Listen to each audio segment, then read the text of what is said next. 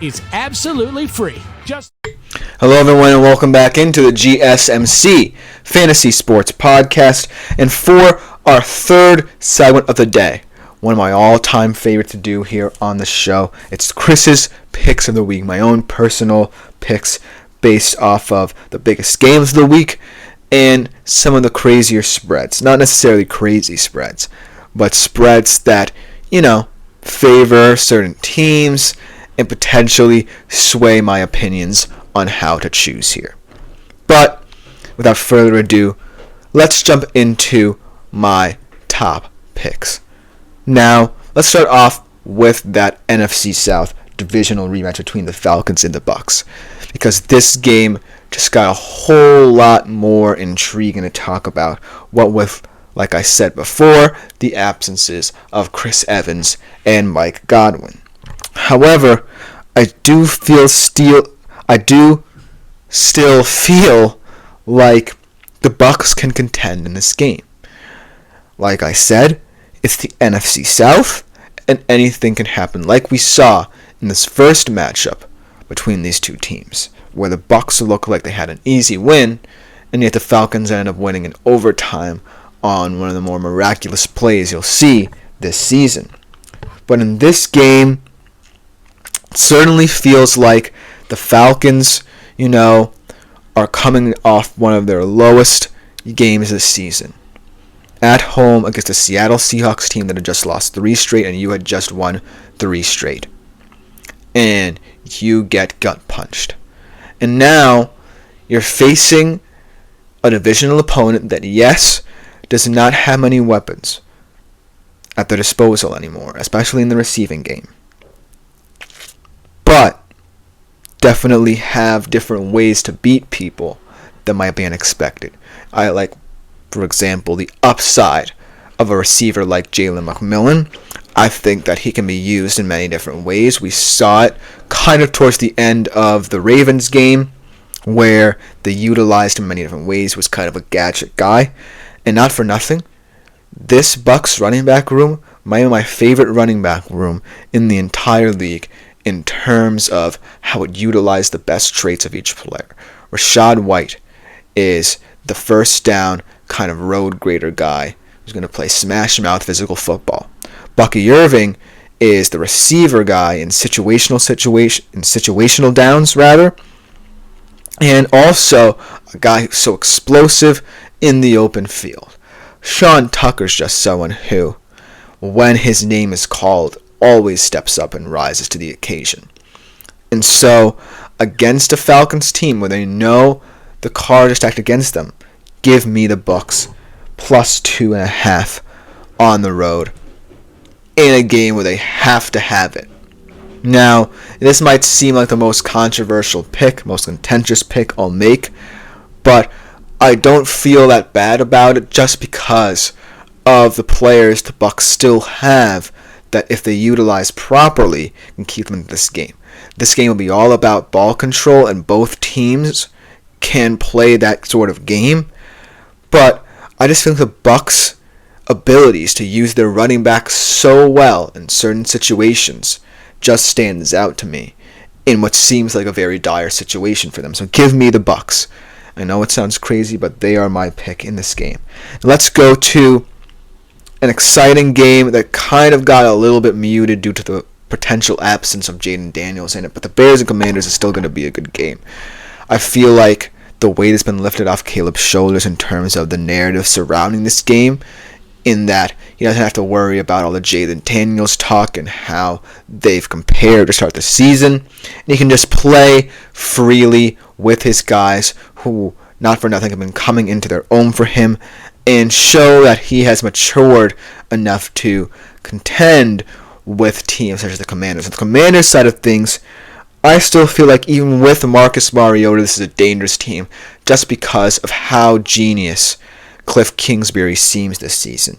Simplifying this offense to make it more college style to fit Jaden Daniels' best traits, and bringing in a backup QB in Mariota who can employ the same offense at a high level as well, just goes to show what these execs, what these coaches have done to truly create and mold this team in their image and create a true juggernaut. But at home, off the bye, I still feel like the Bears have a little bit of the edge. I just think that right now there's a more complete team, and it will depend on how Caleb Williams looks, because that's a huge part of this, because of the fact that they're more of the complementary team, whereas Washington just likes to put up points and hope its defense can keep them in the game. I feel like the Bears' defense carried them throughout the first half of the season, whereas the offense caught up, and now I kind of feel like they're at a place where they'll be able to play a complementary brand of football. But it's going to depend a lot on Caleb Williams, and I'm placing my faith in him. So I'm picking the Bears -3 at home off the bye, and hopefully, this is a game that will still be an interesting affair, even without, the narrative of the number 1 versus number 2 pick that would have been fun surrounding this game. Now let's get into a potential snooze fest, like I called it a couple days before. And when I'm talking about two of the most storied franchises in the league to date, that's not the phrase you might want to hear about them, but it certainly seems like it could be how this game goes. Because the Cowboys and the 49ers right now, for a various number of reasons, are not where they need to be. The Cowboys are much further down the pecking order than the 49ers in terms of how I feel about them, whereas the 49ers, can chalk it up to injury, but they haven't really looked good even with, the secondary weapons they have, which, by the way, are still very good pieces for them. So this one is just a weird one. With that being said, I can't not pick the 49ers in this one. I feel like the Cowboys just can't get out of their own ways, and I feel like this offense just doesn't have enough creativity outside of the usual suspects to make me feel like they can compete against a team like the 49ers, even without their own best players. And yes, the 49ers may have to rely on guys that we don't often see them rely upon, like Ricky Pearsall, who's just coming back from almost being fatally shot, and Jacob Cowing, who had a decent game last week, but still hasn't been called into action in this big a role as of yet. I still feel like the 49ers, even as decimated as they are still better than what the Cowboys put out on the field week in, week out this season. So I'm going to take the 49ers -4. And not for nothing, I do feel like the bye week will affect the Cowboys as well. They'll feel like they're going through the motions for the most part.